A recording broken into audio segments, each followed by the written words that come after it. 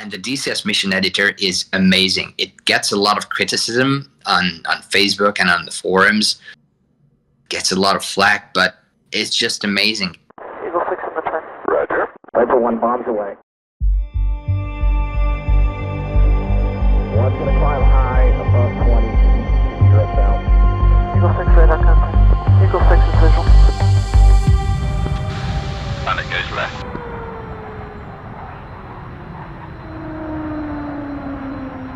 Well, welcome back to the DCS SITREP. I'm your host, Prickly Hedgehog. Something a little different today. We are going to talk to Reflected Simulations about his upcoming campaign for the P-51D Mustang, the Debden Eagles, and he describes kind of his motivation for how he comes about building these campaigns and the contributions that he's made to DCS World, one of the prime campaign makers in DCS World, particularly for World War II content. So let's take a listen to Reflected Simulations. Maybe if you just want to start, I know you did a video a while back which introduced yourself. It was maybe, I don't know, maybe a month or so ago. You did that video where you described who you are as a person. So maybe just do a recap of that. Tell us a little bit about who you are and how did you get into DCS? Okay, so hi, my name is Greg from Reflected Simulations, I am Reflected Simulations. It's a one-man show. I'm originally from Hungary. I'm in Hungary at the moment, but I've been living abroad for the past 4 to 5 years. Yeah, so what was the first question? Yeah, just so that I think that covers it in terms of who you are. You're from Hungary. You live overseas, and I presume you're back just because you are visiting family or spending Christmas in Hungary. Yeah. Cool. Yeah. Okay. And so I think in that other video you talked about some of the motivations that got you interested in aviation. I think you said your dad was a big influence. Yeah, my grandpa. Your grandfather. So, I'm sorry. Yes. Ever since I was a kid, I mean, when I watched Top Gun for the first time, I think that was a decisive moment for a lot of people in my generation. I wanted to be a fighter pilot. Like, oh my God, this is the best stuff in the world. I want to do this. And then my grandpa loves aviation as well. He gave me lots of books about World War II. The Hungarian fighter pilots in World War II, so I was like hooked. But then at the age of 17, when I did my driver's license, it turned out that I was color deficient.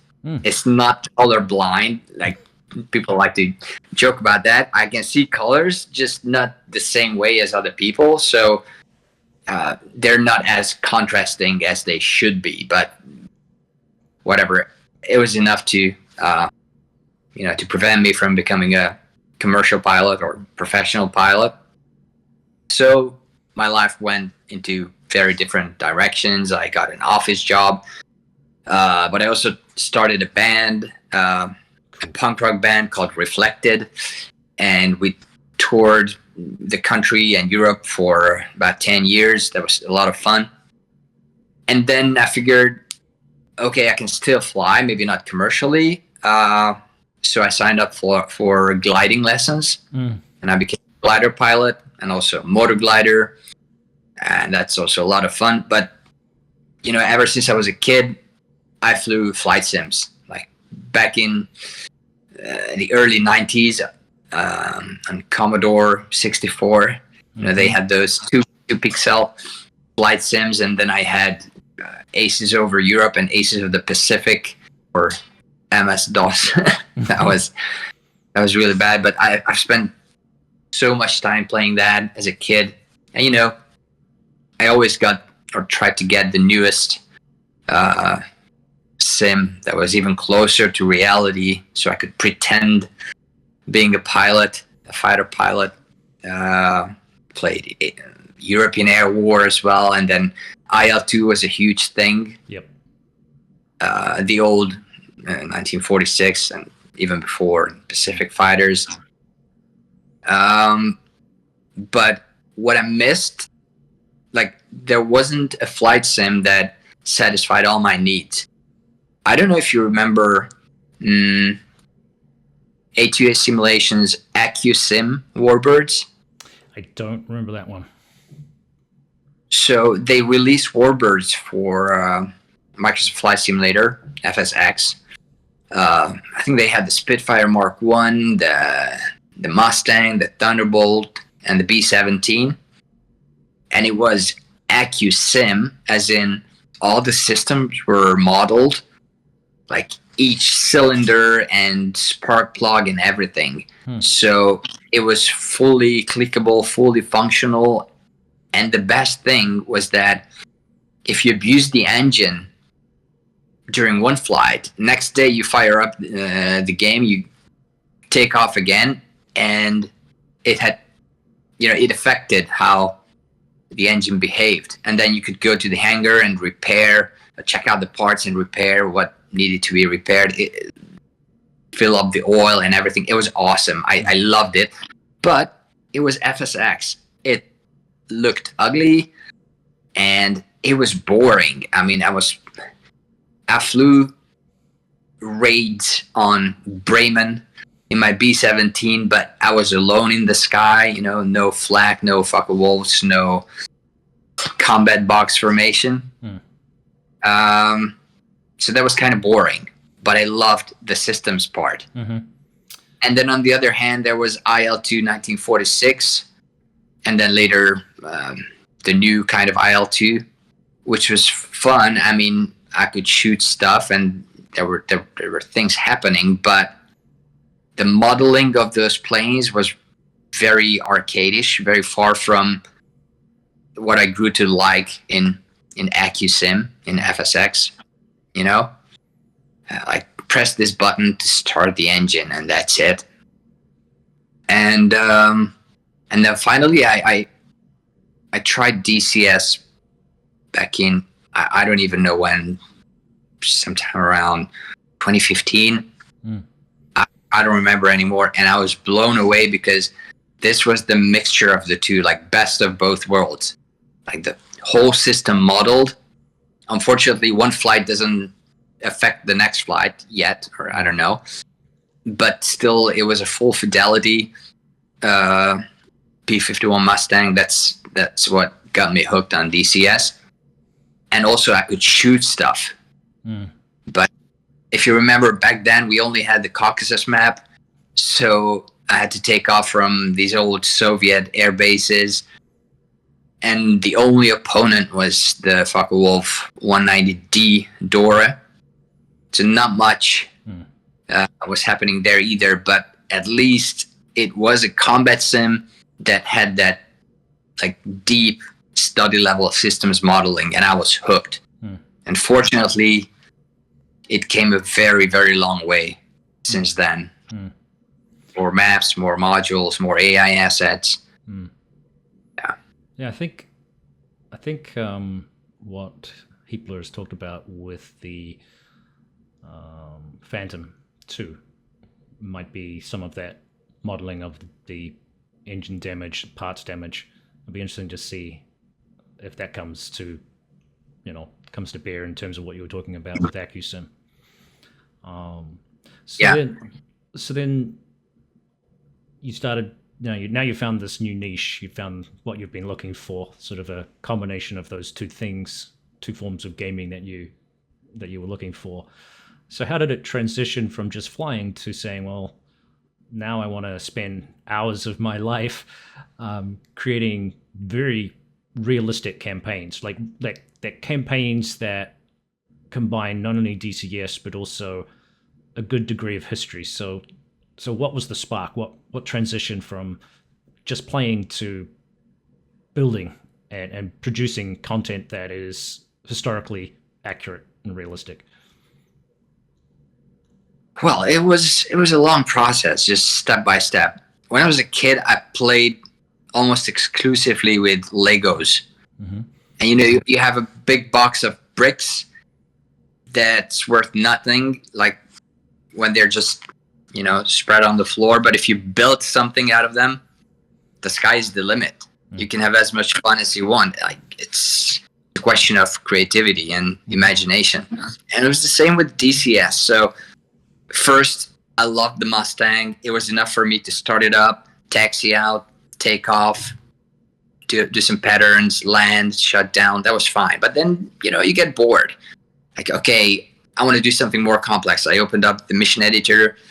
I added some, a truck that drove past the airfield or something I could strafe, maybe some enemies that would attack the airfield and I had to scramble.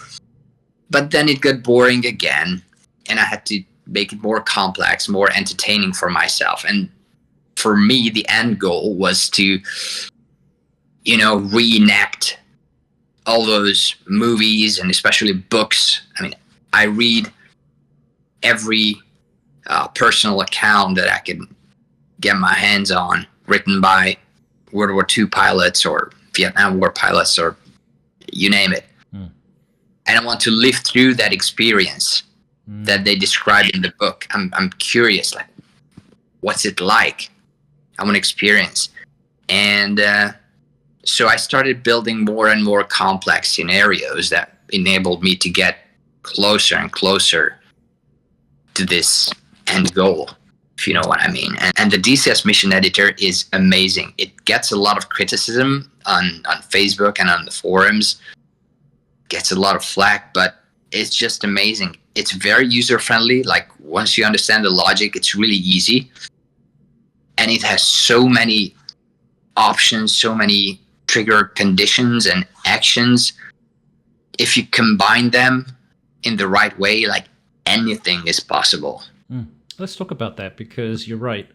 Certainly, I think I can only assume that the criticisms of the mission editor, the campaign editor, are based on perhaps a lack of understanding, a lack of knowledge. So how did you overcome that? Because in fairness, I've tried to play with that and I persistently screw things up. Things aren't working. And it is, once you figure out, oh, okay, you have to do that to make that work, you have those little aha moments. But did you get any help with that, or did you just kind of keep playing with it until you resolved that lack of familiarity and got to grips with it?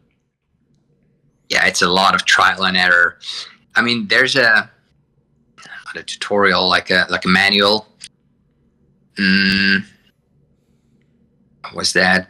So if you go to the DCS folder, there's a PDF that describes how to use the mission editor, but I think it was written in 2015, and there's not much in there, just the basics. And then the rest is just trial and error. Like, wow, there's a new trigger condition. What does this do? And let's experiment. And how can I use this in my missions or in my ideas to make those happen? A lot of trial and error, but then the past couple of years, we teamed up with all the campaign makers. We have our own private Discord channel, and we help each other. So lots of tips and tricks and troubleshooting and bug hunting and mutual support. So that kind of boosted the learning curve, That's really cool. I didn't realize that. That's interesting. Well, today's a good day for you because you just released yet another campaign. I don't know how many this is for you now, but this is Debden Eagles. It's number 13. The lucky 13. All right. So, yeah. So Debden Eagles, it's featuring the P-51D. What are players going to expect from this experience? Is it based on historical events? And I think that kind of is indicated in the trailer that you released. So tell us a little bit about that. What was the motivation for that one compared to some of the other ones that you've done with other aircraft? And again, what can players expect from this experience this time around with you? Yeah, well, let me start. Let me go back 4 years or 5 years. My first campaign. So when I decided to make a DLC campaign, like an official campaign for DCS, I picked my favorite aircraft, the P-51 Mustang. And it was my first campaign, so, lots of rough edges that have been polished ever since. But it's like a historical fiction that one, Blue Nose Bastards of Botany.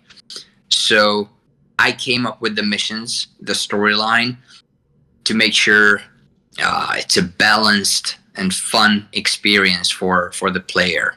Like a little bit of this, a little bit of that. Of course, it's based on a lot of research, and I tried to make it as historically accurate as possible. So these missions could have happened, but they didn't happen in real life. And it's all really balanced and centered around user experience. And ever since then, I've built a lot of campaigns, mostly World War II. And I've also built campaigns that are based on original documents, such as Wolfpack or Beware, Beware. I found original squadron records, combat reports, so I could recreate the events, like what happened on that day, who flew, where did they fly, who did they meet, what was the weather like, everything that happened that day. And to me, these are eye-openers, like virtual history lessons, because when you read a combat report, yeah, it's interesting, but you don't live through that.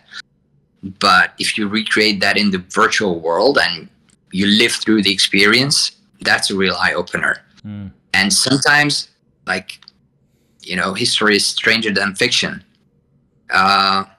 Things happen that I could never come up with myself.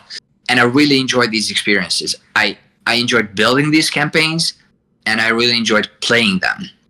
And then I started thinking, okay, I have these campaigns I love playing, and these are absolute 100% historically accurate real life events.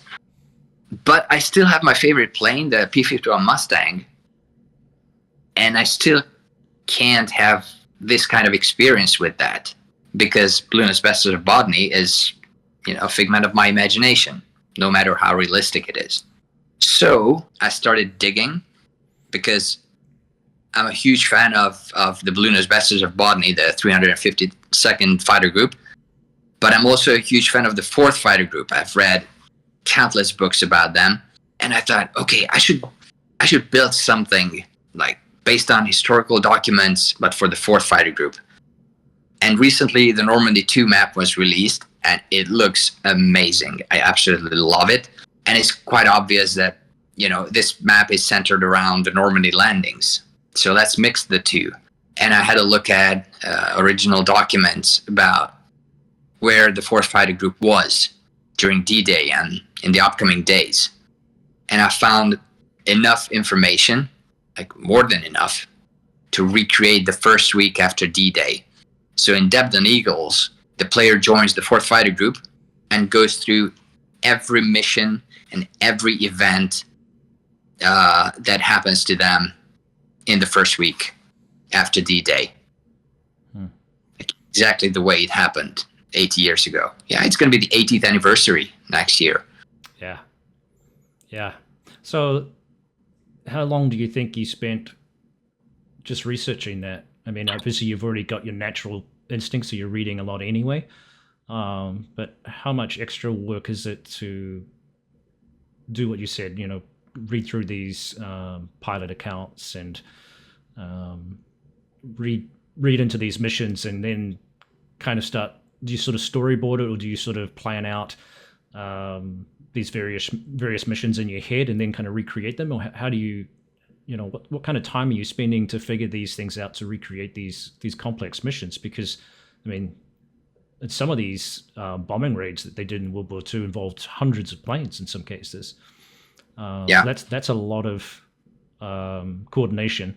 That obviously there's limitations with DCS to be able to do some of those missions, but how did you pare down all of that stuff to make a nucleus, if you like, of missions that you could recreate? Yeah, well, research is a very, very important part of making a good campaign. But fortunately, by the time I started working on Debden Eagles, I had already completed several World War II campaigns, also USAAF campaigns. So I was already aware of a lot of the procedures. So most of the details were already clear in my head, like how things worked. So it was kind of, quote unquote, the easiest campaign I've done, because like a large part of the research had already been done beforehand, but it still took months to gather all the information that I needed for these specific missions. And then I just use an Excel file. I just write down the dates, the missions, what happened on those days, put links next to them to websites and original documents. And then once I have everything that needs to happen in that mission, I start sketching up the script, the radio conversations, like what exactly should happen, who says what actors I need, the main characters, like historical characters. Yeah, it's fun. Yeah. But it's a long process. Yeah, that's really cool. So you do, you said before at the intro that you're a one-man team, so to speak, but you also mentioned there that you pull in other people. I know you've pulled in voice actors. How do you go about gathering those people and I guess what do you call it? Casting, if you like, for the voices that you want. How does that all come together? Well, I receive a lot of help from the community. I just reach out to people on Facebook or post on the forums, and I always get volunteers, or some people just reach out to me through Discord that they would like to help me with voiceovers. I can't tell you how grateful I am for their help, because without these people, these campaigns would never happen. Because one campaign needs, if it's a World War II campaign, less radio chatter, you still need about 500 to 1,000 lines of voiceovers for 12 missions. That when it's a modern day campaign, that's 2,000-3,000 lines of voiceovers per campaign. So I've got all these volunteers, great people, some with real life experience, like veterans or just civilian pilots, and they do an amazing job, really. Also from other campaign makers, I get a lot of help. That's awesome. Yeah, that's I wasn't aware of just how many. I knew you'd have some help, but I know you've reached out because you and I've kind of back and forth a little bit on a couple of different social media platforms. But that's really cool. So for Debden Eagles, is it based around one particular pilot that you're going to be playing? Is it an actual historical figure, or is that person a conglomeration, if you like, or a mixture of real people to produce the one main player or character that you're flying as? Yeah, the main character is a nobody. Okay. So it's not a real historical character. You join the squadron, the fighter group, really as a nobody, number 4 in the formation. You don't give orders. You just follow your lead, just like you would in real life. So you, as the player, you have no historical significance whatsoever. And that's what makes it realistic. You feel like you're a tiny piece of sand in the desert. Yeah, cool. I like it. Let's look back at some of my questions here to make sure we're still flowing in a... So I think we've covered kind of the stuff in terms of how much research you're doing. I mean, how many hours do you think you're spending a week just reading and then researching, and then how many hours does it take, do you think, to build a campaign of this nature? Difficult to say, because I don't do these at the same time. Like, there are weeks and months where I'm just researching, and there are weeks when I have everything and I get into the mission editor and I just set things up. But for example, when the Phantom comes out, I really want to make a Vietnam War campaign if and when we get a Vietnam map, because I refuse to use a stand-in map. Yeah. But I think for the past 1.5 years, I've been researching for that campaign. I've been reading personal accounts of Vietnam War pilots. And then every time I read a book, these are the best sources of information. Once in a while, they drop a little detail about procedures or what happened. and I just take notes. And at the end, I have dozens of pages of notes for each campaign, like tiny pieces of puzzle, jigsaw. And then at the end, I have a fairly good picture. Still some pieces missing, but a fairly good picture of how things worked back then. Well, I'm going to come back to that map thing because I think it's a worthy discussion. But something I was thinking about before the interview was you'd done something unique for one of the Mosquito campaigns, which was, I think, sort of pathfinding, where the Mosquito pilots were able to work out direction based on radio signals and stuff like that. Was that hard to recreate in the game? How did you that's a really realistic thing that was legitimately used. And how did you go about doing that? And was it easy to do in the campaign maker? Yeah, that one was quite hard to set up. But again, I watched documentaries, I read books about the Mosquito, and of course I came across the oboe, and I thought, okay, this needs to be in the campaign. How do I set it up? And this speaks volumes about how good the DCS mission editor is. Like, with enough creativity, you put the pieces together and you can make this happen. And you just need to understand how the real system works, and then how you can translate it to what's available in DCS. It's just play with trigger zones and flags and then sounds. First you have to recreate the sound of the oboe, and that takes a lot of research as well. Like, what did it sound like? What was the frequency? And so on and so forth. But again, you have to look for these pieces of the jigsaw, and eventually you get a good picture, and then it's just a matter of creativity in the mission editor. But I'm really, really happy with how that mission turned out. It's a lot of fun. And recently I bought my first VR headset, a Quest 2, and I replayed that mission, and it was a lot of fun. Finally, I'm there. Yeah, that was really cool. I haven't gone through that campaign. I've got so many other things. One of the problems with being a content creator is that sometimes that overtakes your ability to even spend time on the game. You're constantly recording things, but you don't sometimes have enough time to really enjoy some of the missions and things. But that's really cool. And I just read a book recently called Mosquito by Roland White. I recommend it if you haven't seen it. It's I think it's available now. I think he published it about a month or two ago in the UK. I think I ordered it from the UK because I couldn't get it in the States. I was so excited to read it. And I didn't realize just how many different missions the Mosquito did. Right from smuggling scientists and spies and resistance workers and things in and out of Europe, and then of course all the other amazing raids, some of which were secret for quite a while before they were publicized. The Amiens prison raid, for example, which is in the game.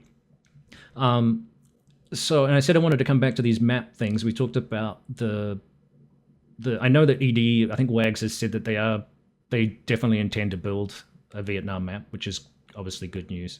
And I agree with you. I think there will be plenty of opportunity to use Phantoms in another place, but if you're going to do a legitimate Vietnam story, you need that map. Obviously down the road, maybe a J variant, I think, is the naval variant of the Phantoms, flying off the Forrestal or an equivalent.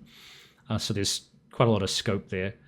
But do you think in terms of World War II, thinking back again to the Mosquito and those different missions and things, would you like to see more European World War II map theaters, right into Germany, more France? We've got all those areas that were in play.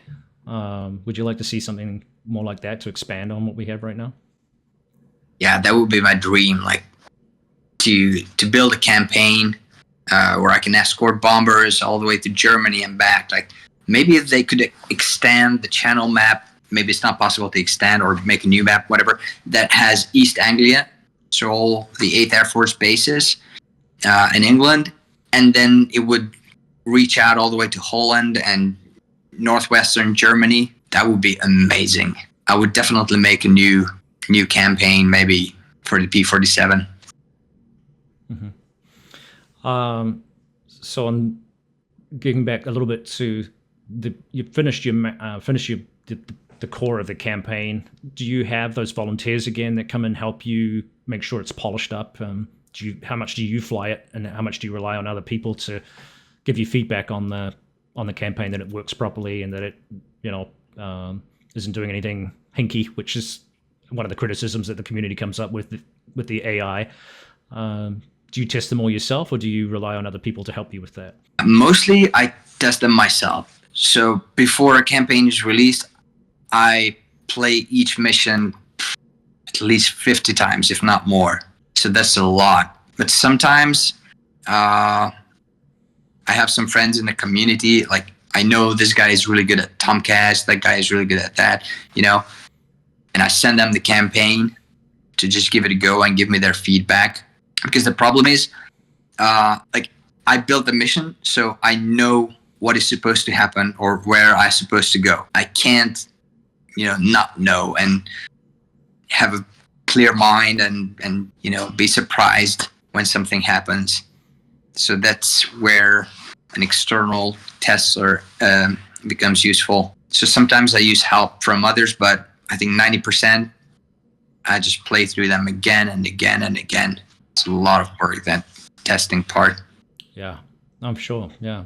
Well, thanks for sharing that. I appreciate how much attention to detail you have. I mean, people do complain about some of the AI, but I think also, people go off script as well and get lost and stuff like that. That happens as you're kind of figuring your way out. And I think you talked about this with, and I'm glad you mentioned the Tomcat. We talked about this where people are not even reading the briefs. They just go fly, and then they get confused, or they don't know what they're doing out there, and then they get less than satisfactory results from the triggers because you've gone off piste, so to speak, and the mission wasn't, there's limitations to the design. So, but if you're not following the mission parameters, that's what you can expect.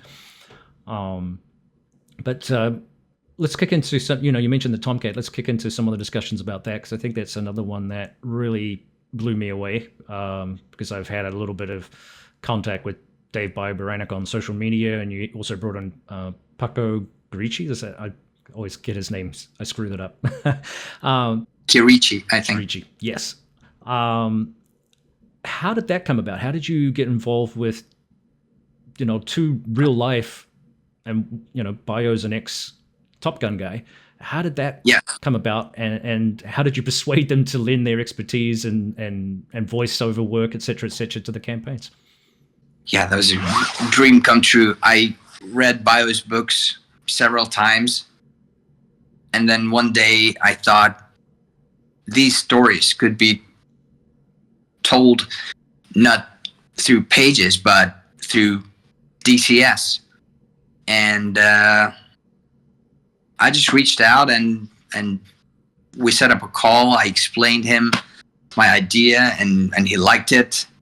And yeah, I still have to pinch myself. I mean, talking to these guys is already a great honor and a dream come true, but actually working with them and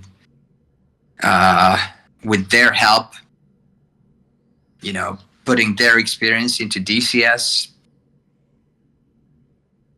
I don't know, my English is not good enough to express what it all means. That's really cool. Let's talk about that a little bit more.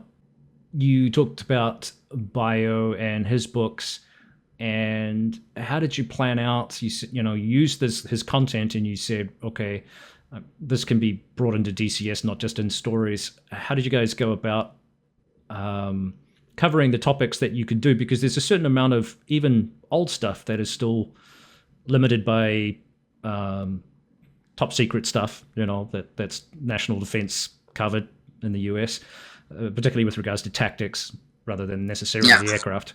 So how did you nut those things out in a way that was applicable, that you could still use it for DCS? Yeah, that's a good question. When I worked with Bio on Zone 5, he was really concerned about classified information. He didn't want to give away anything like that. So we agreed to build a campaign where we just put the player into increasingly difficult challenges and situations, and the syllabus would be like similar to the real life Top Gun course, so similar challenges and so on, but we wouldn't really tell them what to do or how to solve that situation. Gotcha. Like the specific tactics to make sure we're not giving away anything confidential. Right. And that's a criticism that I sometimes get about the campaign, because in his briefings, in the campaign briefings, Bio sometimes refers to lectures. Yep. But of course, he refers to these lectures. That it's part of the story, because in real life you would have had those lectures, but in the campaign you don't have those, because some of that information is still classified. And some of the players are asking me, like, where are these lectures? I did notice that as I was replaying it again recently, following 2.9 updates. I wanted to check and see, just because it was, even under the older versions, it was still an impressive campaign. I know that NTTR does get a little bit of stick as being a fairly flat and featureless kind of terrain, but it's really not. I mean, if you've ever flown over that area in real life too, it's even more impressive depending on the lighting, but it's actually quite a spectacular map. But yeah, those briefings, I thought, okay, so this is not something that we're sharing here that we can share, but I mean, you can pick things up too. If you do your own research, you can probably figure some things out. You're not, as you say, you're not going to get it directly from the horse's mouth and then be able to insert it into DCS. But if you're clever enough and can make deductions, or even if you're flying long enough, you can start figuring some things out from watching and reading and general learning, which I think is a cool way of getting around that. And it's one of my favorite campaigns. Thanks. And then later on, Speed and Angels happened, and in that one, Paco decided to share more information about tactics, but these are basic tactics, so nothing classified in there. But even though there's basic knowledge for real life naval aviators, for DCS guys like us, it blew my mind. All the basic tactics, formations, intercepts, 1v1, one circle, two circle, butterfly says defensive, perch, whatever. So I'm sure it's nothing classified. It's very basic stuff in real life, but for us DCS guys, it's pure gold. And when you play Speed and Angels, all of a sudden, Zone 5 starts making more sense, if you know what I mean. Yes. So after I built and played Speed and Angels, I went back to Zone 5, and it was a whole new campaign, a new level, where I could just test everything that I learned in Speed and Angels. 100%. Yeah, I totally agree with that. I'm lucky to have had some, contact with real pilots and aviators. And again, they're not going to share top secret stuff, but that kind of stuff, when I saw what you were doing with the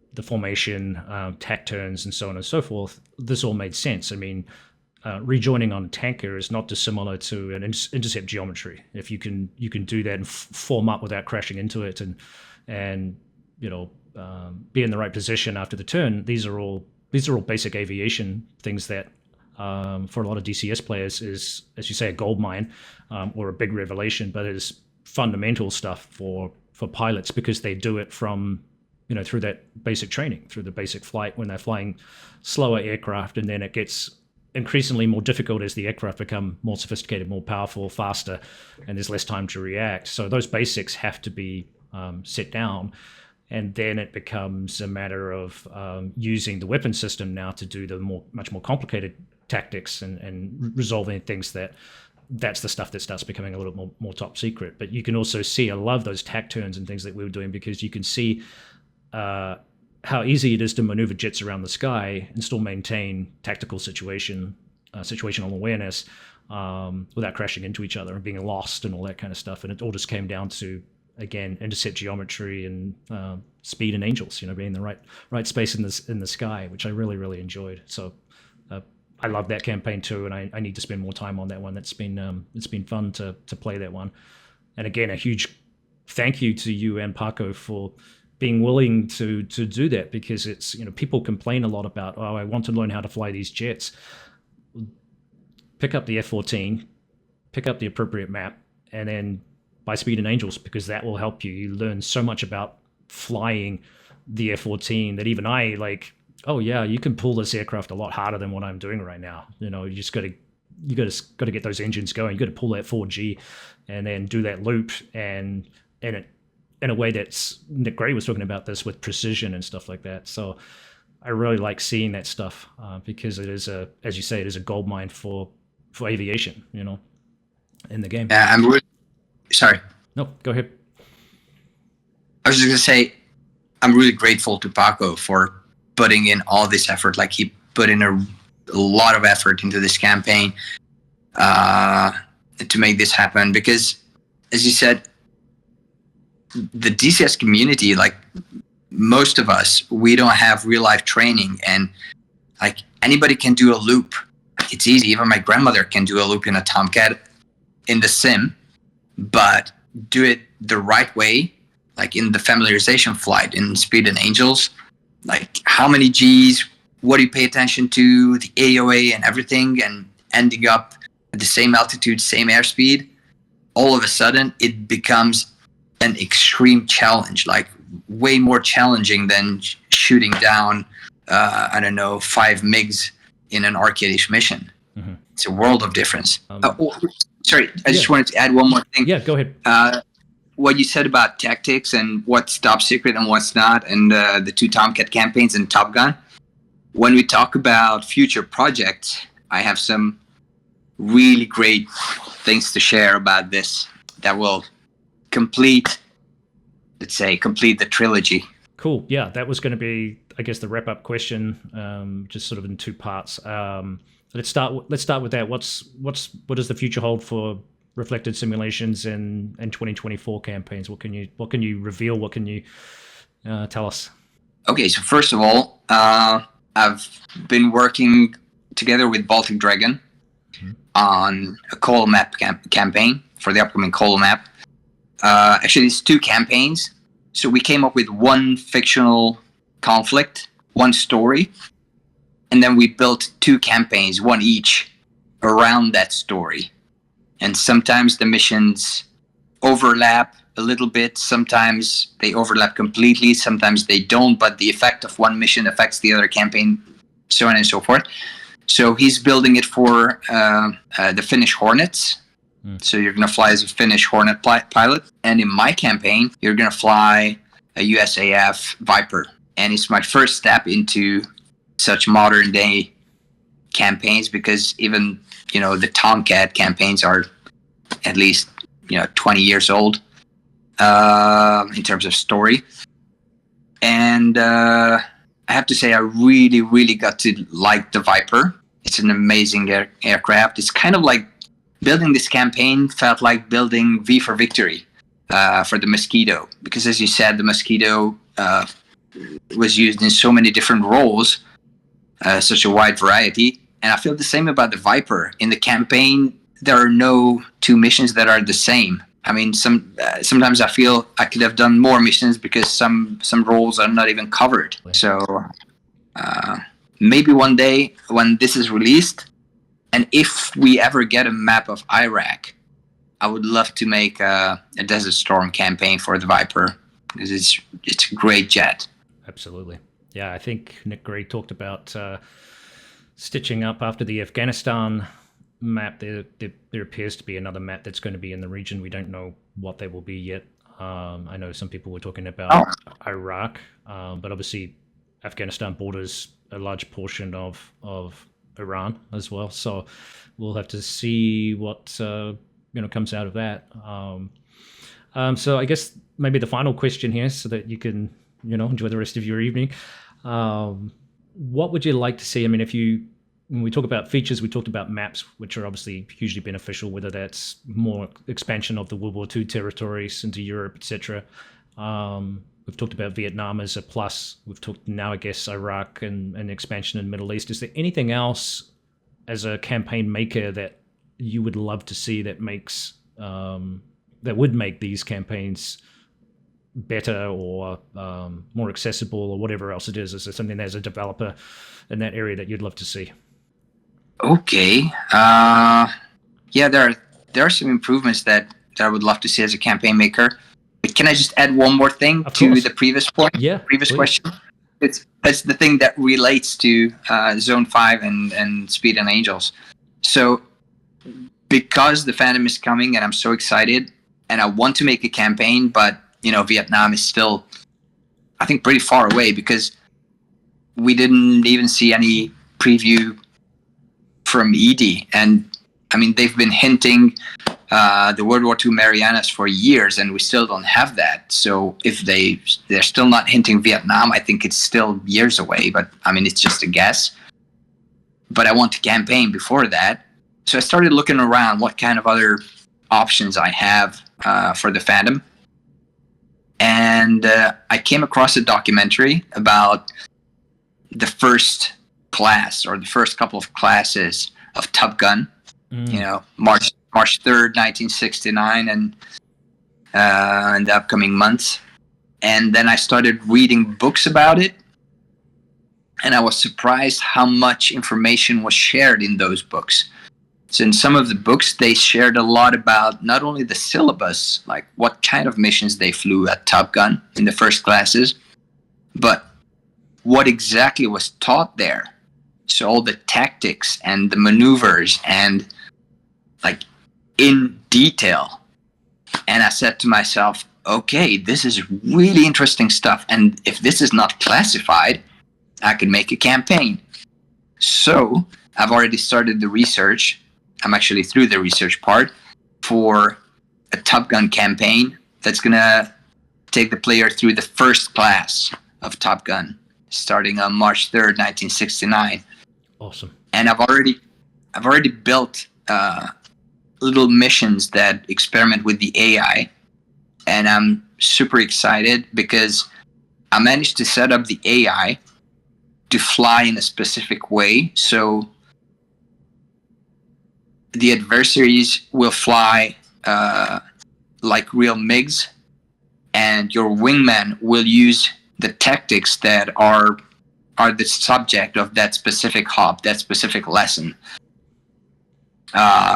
For example, let me give you an example.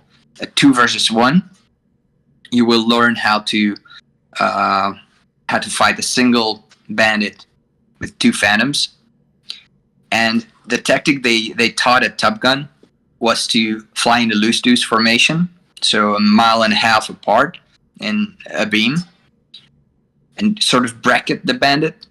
And the bandit would attack one of the fighters, of course. He would have to pick. So that fighter is engaged, and there's a free fighter that is not engaged that would go into the vertical. And as he comes over the top, he would attack the bandit who's busy attacking the other fighter. And then the other fighter, so the first fighter would become free, and this one would become engaged, and they would take turns. And I had no idea this was possible in DCS, but I started experimenting with triggers and all kinds of scripts, and it turned out it's actually possible. So this campaign is going to take dogfighting and air combat maneuvering to a whole new level against the AI.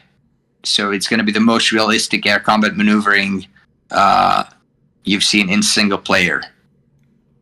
Wow, that's really cool. Now we just need the Phantom.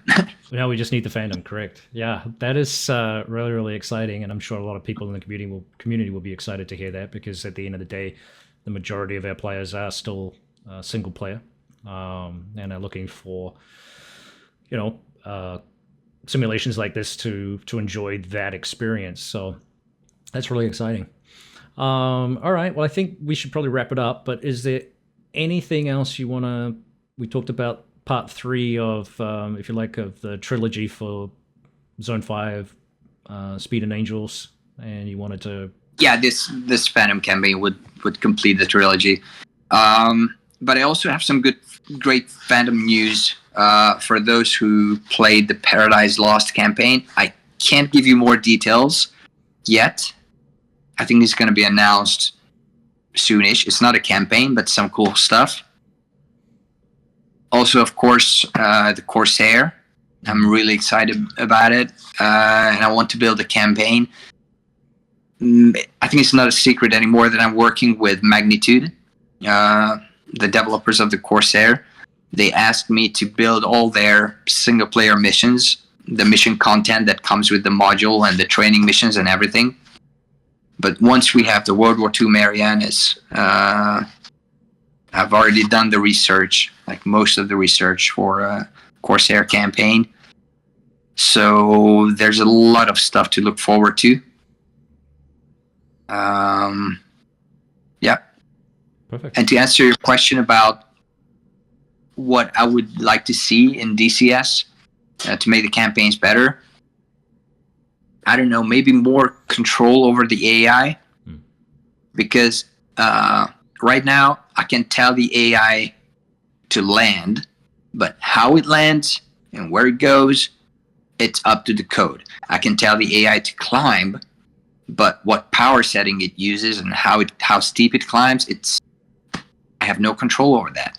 I can tell the AI to fight, I can tell the AI to turn, but again, the bank angle and everything, it's out of my control. And a lot of users are complaining to me, saying the AI climbs too steep or turns too sharply or whatever, and I have zero control over that. But it would be nice to have a way to, I don't know, limit like what power settings the AI uses, or external light usage, a lot of that stuff. If we could have more control over the AI, that would be amazing. And I'm really looking forward to the new general flight model, or what do they call it?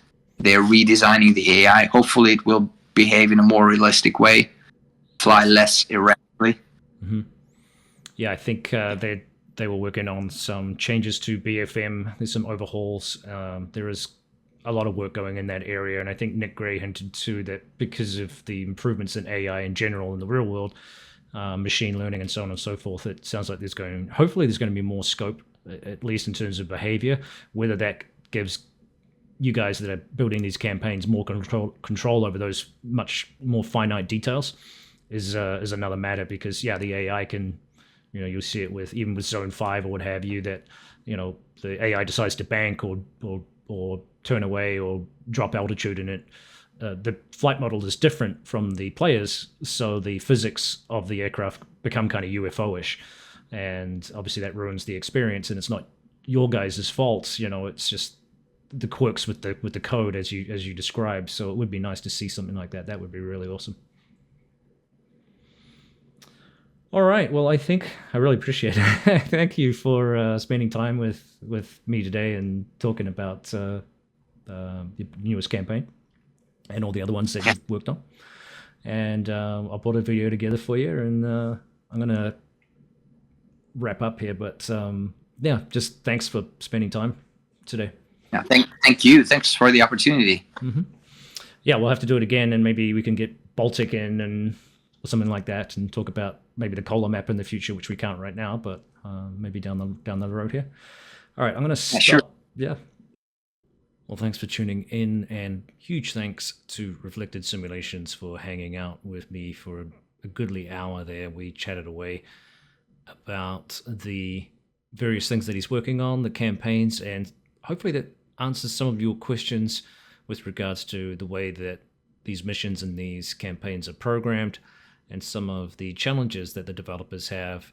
And it also really shows you how much work people like Reflected are putting into their campaigns, and why we need to reward them when we purchase them for that effort, and to give them constructive feedback on things that they're producing.